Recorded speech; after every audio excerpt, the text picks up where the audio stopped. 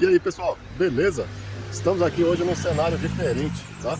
Eu tô aproveitando aqui o meu horário de almoço para gravar um vídeo para vocês que vai subir hoje, fresquinho. A gente tá na reta final da finalização do projeto do Gol Gourmet. Depois de uma semana de testes, e a gente rodou aí praticamente um tanque.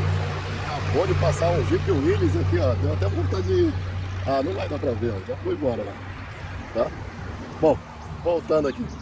Quer saber um pouco mais? Depois da vinheta.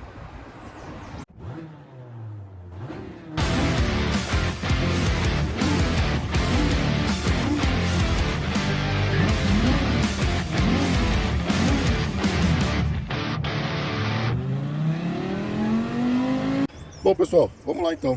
Deixa eu mostrar pra vocês aqui, ó. Tô próximo de uma avenida, tá?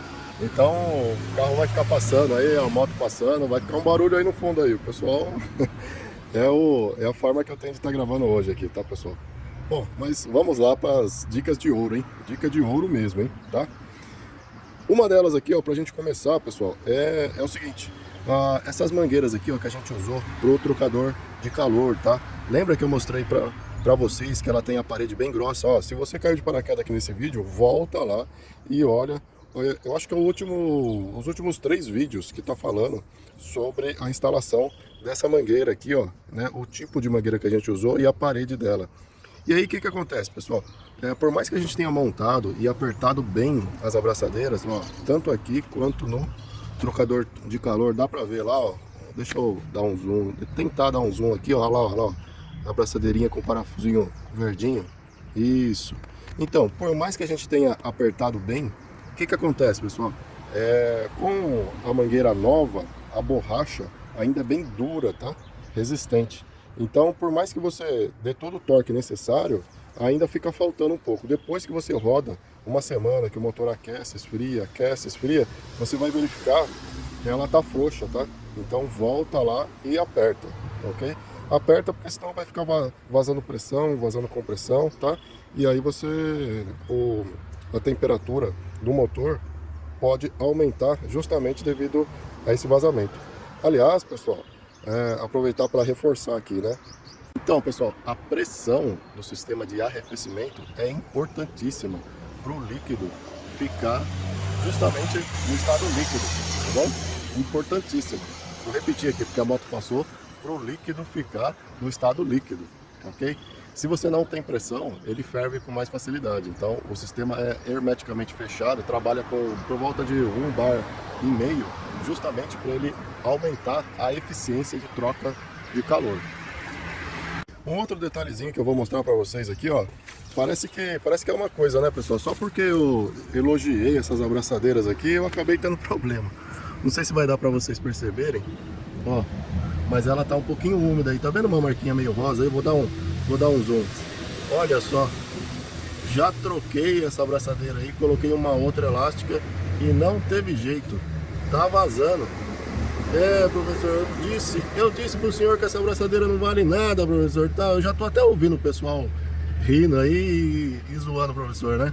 Pois é, viu? Só pra queimar a língua do professor dizendo que essas abraçadeiras são boas. Eu vou ter que acabar trocando elas, eu tenho outra lá. A gente vai fazer hoje isso aí. Lá na escola a gente vai trocar essa abraçadeira aí, vai colocar uma de parafuso mesmo, tá? Normal aí, do jeito que o pessoal das antigas aí, os mais Nutella, ó, os mais raiz, gosta.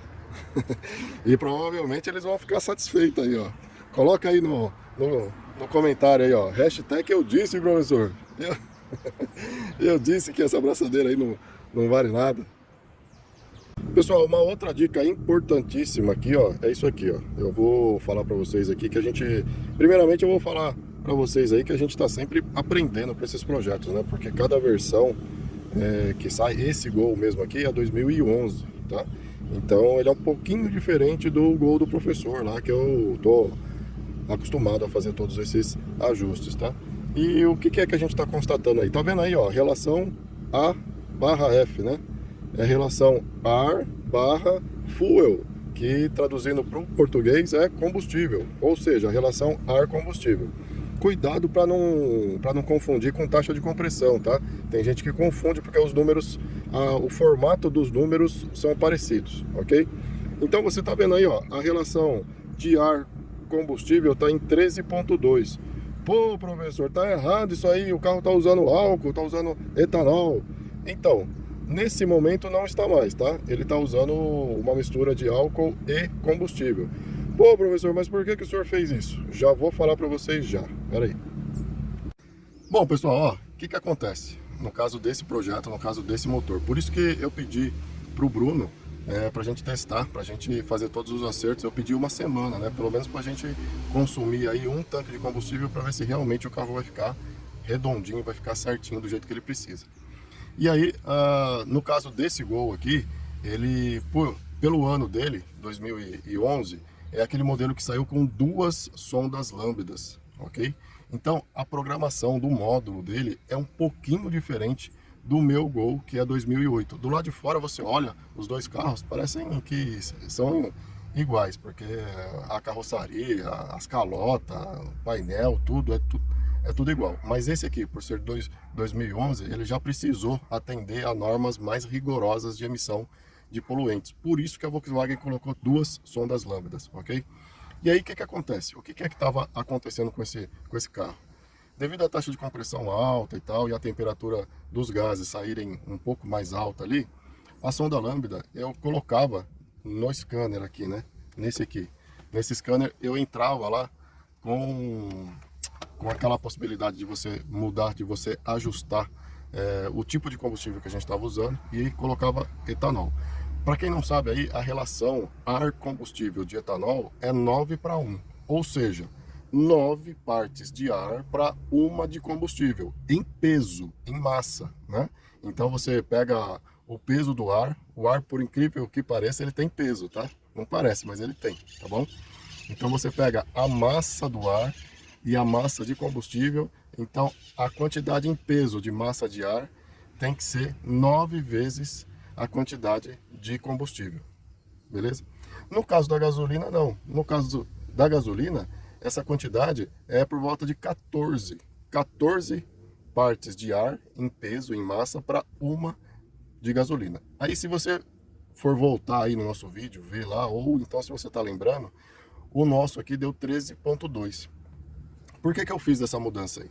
Porque o módulo estava automaticamente, eu colocava para etanol e automaticamente ele vinha se ajustando para gasolina. Então ele vinha mudando gradativamente. E aí a gente percebia que a mistura ficava pobre, a mistura ficava e o motor começava a dar querer dar aquela cabeçada, sabe? Quando você sai de uma lombada que você pisa, ele dá aquela encolhida depois que ele vai. E assim, a gente foi procurando várias falhas, por isso também um outro detalhe que eu vou falar para vocês aqui, que a gente vai trocar também os cabos de vela. Os cabos de vela já não estavam muito bons, né? E aí, nessa uma de você testar, procurar possível falha e tal, a gente viu que o cabo do primeiro cilindro estava quebradinho dentro. Ele tem uma partezinha dentro que vai travando ali aquele conector, né? E acabou quebrando. Mas voltando aqui, então o módulo desses carros com duas sondas lambdas, ele vai automaticamente, ele vai querendo se autoprogramar para gasolina de novo, e aí vai deixando a mistura pobre, e no nosso caso aqui, causando esse pequeno empecilho, esse incômodo aí que é a cabeçada, tá bom? Nessas horas, o pessoal que é fã das injeções programáveis, eu já estou até lendo aí o pensamento de vocês, né? Ah, professor, coloca uma injeção programável aí, senhor, não tem mais nada disso. No meu carro tem injeção, não tem emperreio nenhum com isso, tal, pá. Meu, tem jeito, tem que concordar com vocês mesmo, que no caso desse carro aqui, com duas sondas lambdas, a injeção programável vai funcionar melhor para etanol, né? Então, eu vou conversar com o Bruno aqui. O legal disso aqui tudo é que assim, o ajuste que a gente fez na taxa de compressão desse carro aqui, tá dando pra gente usar gasolina numa boa. Então, provavelmente aí ele vai estar utilizando uma mistura, né, de álcool e gasolina, para ele funcionar redondinho, para ele ficar certinho. Veja bem, aqueles outros vídeos que a gente deu partida frio, que aquela coisa toda lá, funcionou 100% no etanol. Inclusive a marcha lenta, tudo tal. Mas aí, o que que acontece? Deixa eu completar essa informação aqui, porque senão o pessoal vai entender coisa errada aí. Quando você pega a estrada e solicita potência, você pega a estrada aqui de Boituva para Tatuí, tem um trecho da Castelo Branco aqui que é muito bom, cara. Tem um planalto, assim, um trecho plano, assim, que começa a subir, depois para você voltar você desce. É muito show de bola, dá para testar muito. Para vocês terem uma ideia, o campo de prova da Ford usava esse trecho aqui de Tatuí para Boituva para testar os carros deles, tá? E a gente tem o privilégio de estar morando aqui e eu tenho esse privilégio de trabalhar aqui em Boituva. Nesse momento eu estou aqui em Boituva, no meu horário de almoço, aproveitando, né? Então a gente praticamente faz o mesmo trecho, tá? Então, voltando naquela linha de raciocínio, quando você solicita potência pé embaixo e o motor, joga todo o combustível necessário, com a taxa de compressão que esse motor ficou e com a cilindrada maior, a temperatura dos gases que sai e a leitura, a característica dos gases que sai, passa uma informação, a sonda lambda lê aquilo ali e o carro ficou tão eficiente, o carro fica tão potente, vamos dizer assim, né? Que ele começa a falar assim, não, mas não é possível, essa leitura cai na faixa que provavelmente ele estaria usando gasolina. Então ele começa a ler aquela informação e o módulo automaticamente, pelo suco de cérebro que tem lá, porque ele é programado para isso, para trocar de combustível sozinho. Então quando a gente pega a estrada e solicita a potência, o módulo vem se autorregulando para utilizar gasolina. E aí, quando você termina de pegar a estrada, na estrada você não sente nada, tá? O carro vai que é uma beleza, anda que, dá até medo, tá? Mas aí, na hora que você sai da estrada e começa a passar marcha, primeira, segunda, lombadinha, você percebe que ele começa a querer dar aquela mancadinha. Por quê? Porque o módulo se autorregulou para uma mistura mais pobre. Daria para a gente fazer o seguinte, eu estou pensando aqui ainda, tem que conversar com o Bruno, que eu tenho que entregar o carro para ele estar curtindo, né? Senão só o professor ficar curtindo o carro aqui, daqui a pouco ele fala, ô professor, eu quero o carro para mim dar umas voltas também. Daria para a gente colocar um regulador de pressão, né? De combustível e aumentar um pouquinho a vazão, ou melhor, aumentar um pouquinho a pressão na linha de combustível. Existe aí, você compra um regulador de combustível manual, você mesmo regula o tanto de pressão. Aí a gente coloca um manômetro tal, direitinho, talvez regulando ali com mais meio bar, né, já é o suficiente para estar corrigindo essa falhinha, tá? Mas no momento ele está rodando a mistura de álcool e gasolina. Beleza? Mais ou menos aí quanto? Mais ou menos deve estar uns 50%. É difícil a gente definir isso aí porque eu não sabia exatamente quanto de álcool tinha no tanque ainda, tá? Ele estava na reserva e eu tô calculando aí que tinha uns 5 litros. Aí eu coloquei mais uns 5, então deve estar por volta de uns 50%. Beleza? Então fica mais essa dica de ouro aí.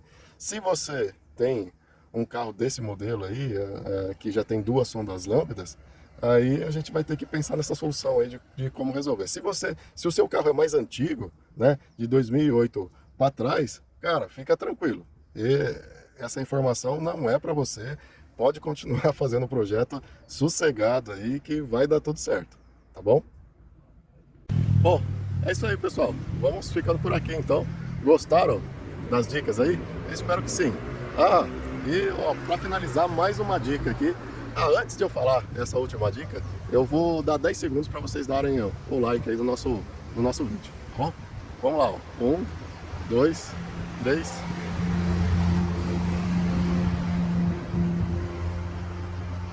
Pronto, 10 segundos. Deu like aí? Vou passar a última dica. Pessoal, todos esses sintomas, todos esses detalhezinhos, só foram possíveis da gente detectar eles com segurança devido ao computador de bordo, tá? Nessas horas, o computador de bordo é fundamental com aquela temperatura grau a grau. Por quê? Porque a gente sabe que esse motor aqui ele tem que funcionar ali na faixa de 85, 86 na estrada. A temperatura começou a subir um pouquinho, né? 88, 89, 90 na estrada. Falou, puxa vida, não é normal isso aí. Antes de dar qualquer BO, você já para o carro, olha lá, fala, puxa, ó, tem um vazamentinho lá na mangueira do radiador. Aquela abraçadeirinha lá tá deixando escapar pressão e a temperatura tá subindo esses 3, 4 graus a mais, tá? Fica a dica aí também, ó. Na primeira semana, logo depois que você fechou todo o motor, tá? Fica esperto com esses detalhes aí, para que realmente o seu projeto fique show de bola e que você se divirta muito com o seu Super Sleeper, tá bom? Então, se você gostou desse vídeo, volta nos últimos 10 vídeos e dá like. Se você não gostou, não tem problema também. Volta nos últimos 10 e dá dislike. Por que é que a gente faz tudo isso mesmo, pessoal? Exatamente. A vida fica muito mais divertida quando você monta o seu motor, roda uma semana aí testando, vendo e brincando e vendo todas essas possibilidades de ajuste e melhoria e sai para dar um rolê com o seu Super Sleeper. Tá bom? Até mais, pessoal. Fui! Ah, pessoal, eu já estava esquecendo aqui. Hoje também a gente vai preparar aquelas velas especiais que são as velas saltitantes. Um abração aí pro... Eu já considero como amigo, né? Nunca conversei com ele pessoalmente, mas quando a gente fica vendo os vídeos dele pelo YouTube, a gente já se considera amigo dele, que é o Inspetor Gambiarra. Tô com saudade dele já. Beleza? Até mais então.